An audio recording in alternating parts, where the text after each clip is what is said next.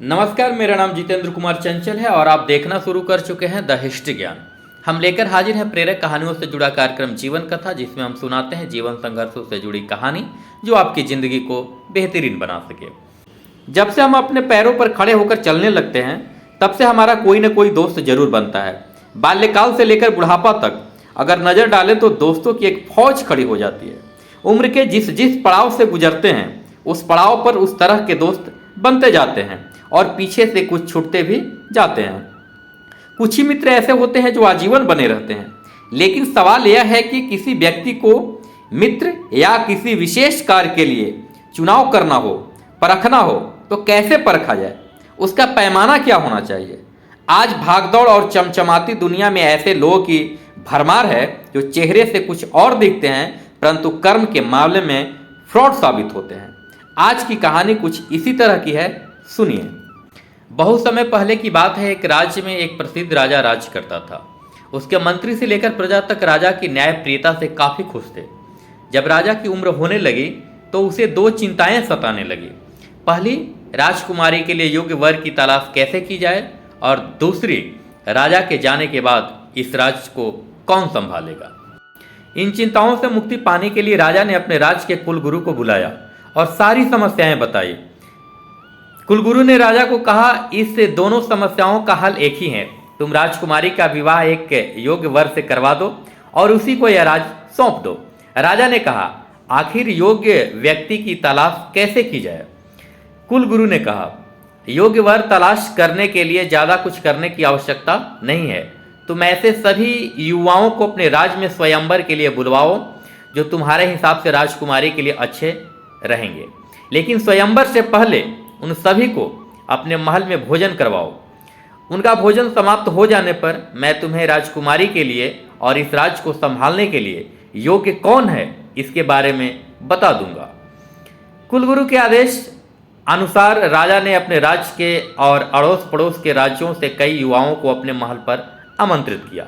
इस आमंत्रण में अमीर और गरीब दोनों तरह के युवाओं को बुलाया गया। सभी को राजमहल में खाना खिलाने के लिए बिठाया गया। कुलगुरु उस वक्त वहीं पर हाजिर थे और सभी युवाओं को बड़े ध्यान से देख रहे थे।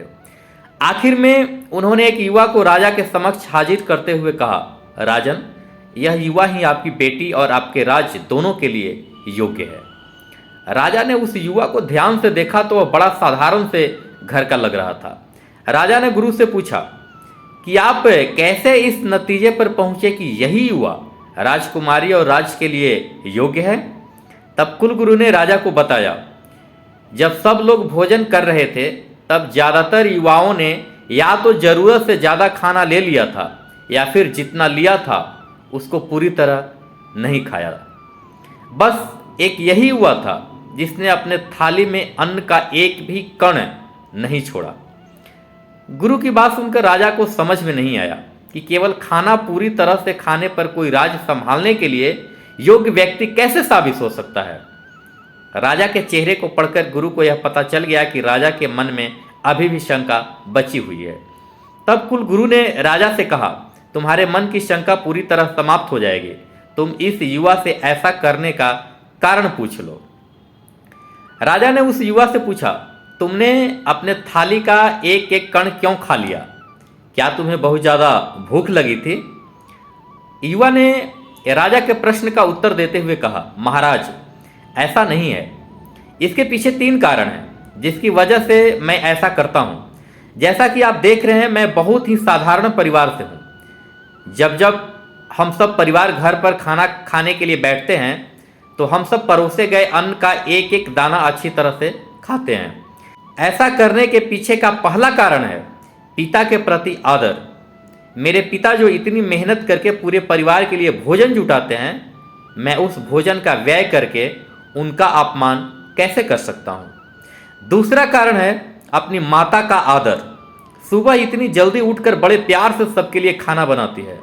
उनकी मेहनत और उनकी भावना की कद्र कैसे न करूं।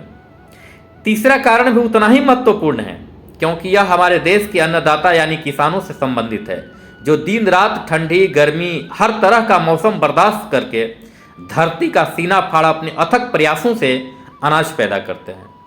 अगर मैं यूं ही बर्बाद करूं तो उन ईश्वर रूपी किसानों का क्या अपमान नहीं होगा? बस यही कारण है। अब आप ही बताइए कि मैं जो करता हूं वह सही है या गलत? राजा उस युवक के विचार सुनकर बहुत खुश हुआ और अब उन्हें 1% की भी शंका नहीं रही। उन्होंने खुशी खुशी उस युवक से अपनी राजकुमारी की शादी करवा दी। कुछ समय बाद अपना राजपाट भी उसे सौंप दिया, जो उसने बहुत अच्छे से संभाला। कहानी का मोरल क्या है? यह कहानी हमें क्या सिखाती है? हमें जब भी किसी व्यक्ति को परखना हो या उसके बारे में कोई राय बनानी हो तो सबसे पहले उसका व्यवहार देखना चाहिए, क्योंकि आचार वैसा ही होता है जैसे लोगों के विचार होते हैं। आज की कहानी में इतना ही। यह कहानी आपको कैसी लगी आप अपना बहुमूल्य टिप्पणी कमेंट सेक्शन में जाकर दे सकते हैं। आप अगर YouTube पर पहली बार सुन रहे हैं तो सब्सक्राइब कर घंटी का बटन जरूर दबा दें, साथ ही इसे शेयर भी कर दें। फेसबुक या इंस्टाग्राम पर सुन रहे हैं तो हमें लाइक और फॉलो जरूर कर लें। नमस्कार।